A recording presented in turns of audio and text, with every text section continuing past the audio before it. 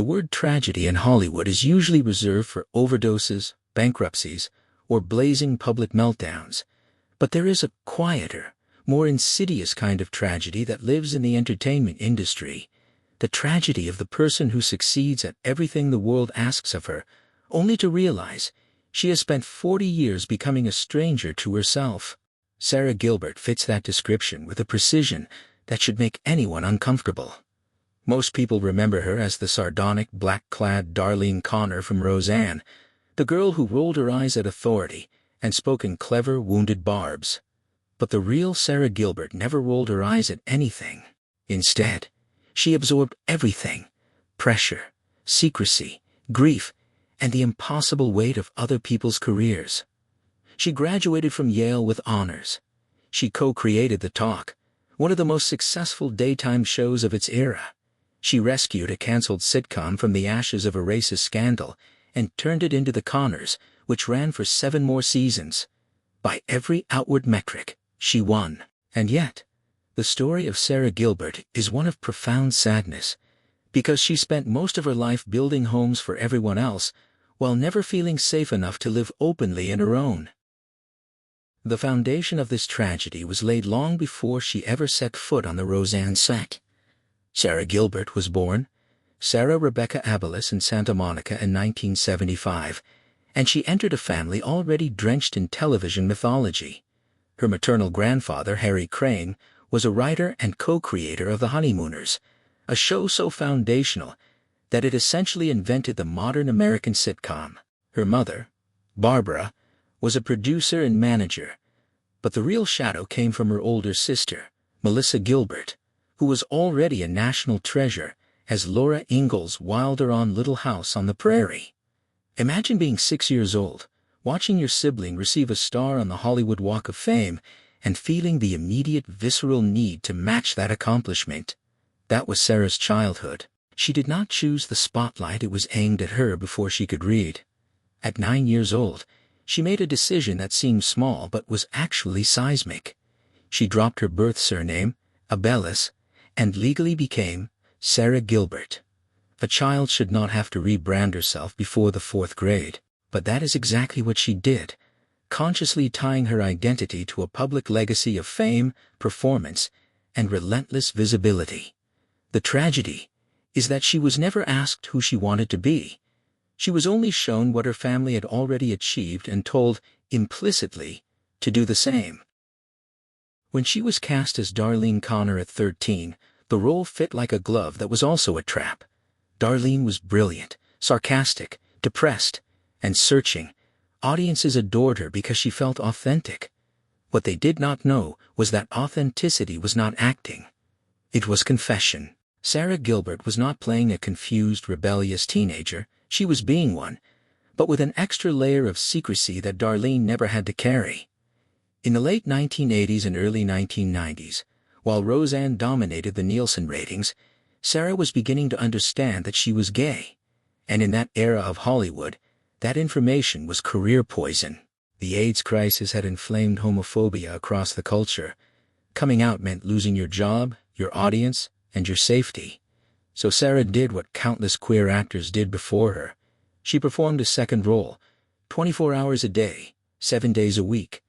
She smiled on talk shows. She dated her male co-star Johnny Galecki, not out of deception, but out of desperate, confused hope that maybe she could force herself to feel differently. The truly heartbreaking detail, which she later revealed, was that every time she was romantically close with Galecki, she sank into a deep, inexplicable depression. She did not know why at first. He did not know why. He blamed himself. She blamed herself. And all of this was happening while millions of people watched her play a character who seemed to understand pain intuitively. The audience saw Darlene's sadness as art. They did not know it was real. The years at Yale should have been a relief, and in some ways they were. Sara insisted on attending university even as Roseanne made her famous. The producers rearranged the entire filming schedule for her, building a soundstage in New York so she could shuttle between sets and seminars. She graduated with honors in 1997. That is not a tragedy. It is a marvel of discipline. But here's what makes it sad. She used academia as an escape from the closet. At Yale, she could be anonymous. She could walk across campus without being Darlene Connor. She could study art and photography, silent mediums that require no performance. But every break, she had to return to Los Angeles, return to the set, return to the lie. She has spoken about how she would feel physically ill before interviews, terrified that a reporter might ask the wrong question.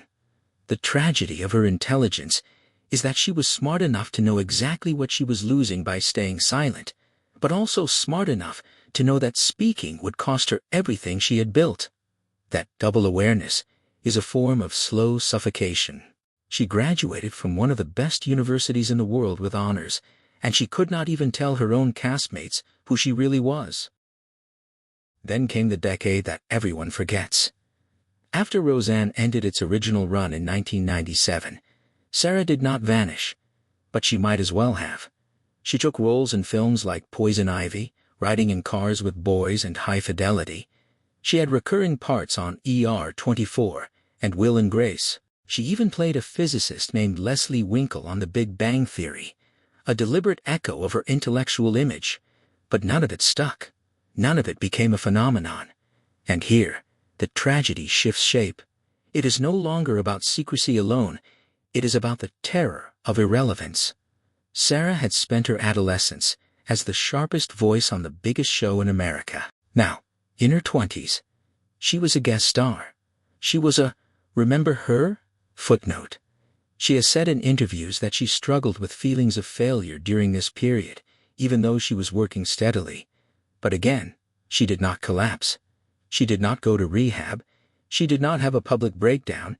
Instead, she did something much harder and much quieter. She built a private life. She entered a long-term relationship with television producer Allison Adler. They had 2 children, a son in 2004 and a daughter in 2007. And she told almost no one. For nearly a decade, Sara Gilbert lived as a partner and a mother while the press described her as single or private. She attended industry events alone. She let people assume what they wanted. The tragedy here is the solitude of that experience. She was raising children, managing a household, and navigating a career, all while hiding the central fact of her existence from the public that had grown up with her. That is not privacy. That is exile within plain sight. The launch of the talk in 2010 should have been her triumphant rebirth, and in many ways it was. Sara conceived the show after attending mothers' groups and realizing that television had no space for raw, honest, funny conversations between women. She pitched it to CBS. She became a co-host and an executive producer. And finally, at 35 years old, she came out publicly. She told her story on her own platform, with Johnny Galecki sitting beside her for support. She explained the depression, the confusion, the relief of finally speaking the truth. It was brave, it was necessary, and it was also terrifying. She admitted on air that even as a successful producer, she was scared of what coming out would do to her career. That fear was not paranoia. It was realism. The entertainment industry has a long history of punishing queer women, particularly those who want to be leads, not quirky sidekicks. The talk gave Sara a mask of control. She was the boss. She was the creator. But the tragedy is that even from that position of power, she felt fragile. She spent 9 years on that show, winning Emmys and building an empire, but she has since described the experience as exhausting, a constant performance of warmth and stability while her personal life crumbled behind the curtain. And crumble it did. In 2019 alone, Sara Gilbert lost 3 enormous pillars of her life within a 6-month window. First, her marriage to singer-songwriter Linda Perry, which had produced a son and seemed genuinely loving, fell apart. She filed for legal separation in December 2019, citing irreconcilable differences. Second, she left the talk after nearly a decade, walking away from the show she had invented, because she could no longer pretend that everything was fine.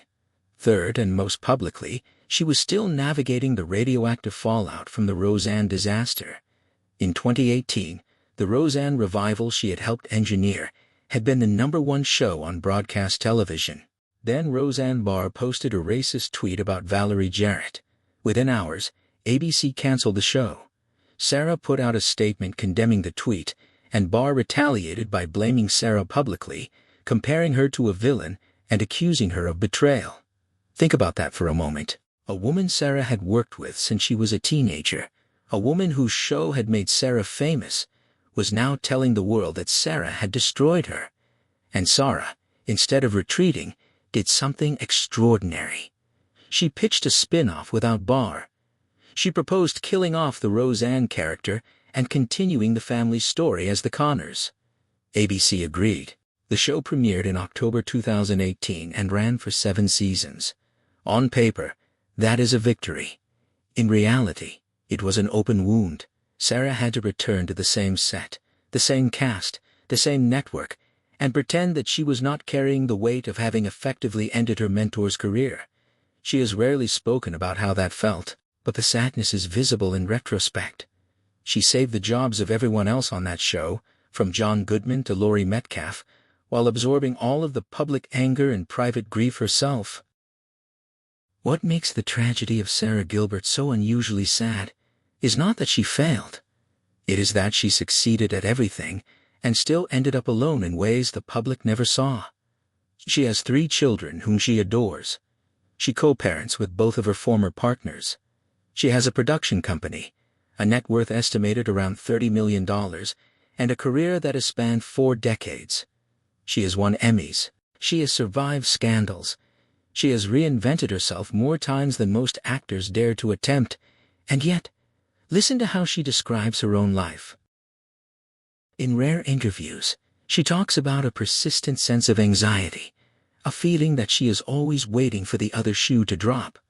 She talks about the difficulty of trusting people after so many years of hiding. She talks about the loneliness of being the person who holds everything together while falling apart internally. That is the quiet tragedy. She spent so long being Darlene, being a producer, being a mother, being a co-parent, being a survivor, that she rarely got to just be Sara. The girl who changed her name at 9 years old to fit a legacy never stopped performing. Even now, in her late 40s, she is still the person who makes sure the show runs, the family functions, the exes get along, and the children feel loved. Those are noble things, but they are also burdens. And she has carried them without complaint for so long that most people assume she has none. The final layer of this tragedy is the most uncomfortable to name because it forces us to look at our own complicity. We, the audience, loved Darlene Connor because she was sarcastic and wounded and real. But we did not ask why Sara Gilbert played that role so convincingly. We did not wonder what pain she was drawing from. We cheered for the talk without considering what it cost her to smile through interviews while her marriage collapsed. We celebrated the Connors as a triumph of resilience without acknowledging that resilience is often just another word for suppressed grief. Sara Gilbert gave us decades of entertainment, and we gave her expectations. We expected her to be funny, to be sharp, to be brave, to be a role model for queer women, to fix the mess that Roseanne Barr created, to launch spin-offs, to win Emmys, and she did all of it. She did it so well that we never stopped to ask if she was okay. That is the real tragedy, not of Sara Gilbert alone, but of the entire machinery of fame. The machine consumes the authentic self and outputs a product. Sara Gilbert's product was excellence. Her authentic self was a woman who spent 30 years terrified to say her own truth out loud. She finally said it, and the world applauded, and then immediately asked her what she was producing next. There is a reason the title, The Tragedy of Sara Gilbert is Just So Sad, resonates. It is not because she died young or overdosed or flamed out in public. It is because she lived, worked, succeeded, and raised children while carrying a weight that would have broken most people. And she did it with such grace that almost no one noticed the cost. She is still here. She is still working. She is still producing, still co-parenting, still showing up. That is not a tragedy in the classical sense. It is a testament. But it is a sad testament because it asks an uncomfortable question. How many other Sara Gilberts are out there right now, building successful lives while hiding essential pieces of themselves, waiting for a moment of safety that may never come? Her story matters because it is not an exception, it is the rule, and the tragedy is that we only ever see the finished product, the Emmy Award, the hit show, the smiling red carpet photograph. We almost never see the person who paid for it all with quiet, unacknowledged pieces of her own soul. That is why Sara Gilbert's story is just so sad. Not because she lost, but because she won in every way the world measures winning, and still carries the scars of a childhood spent pretending to be someone she was not, an adolescence spent hiding, and an adulthood spent cleaning up other people's disasters. That is not a Hollywood ending, that is a human one, and it hurts to look at directly.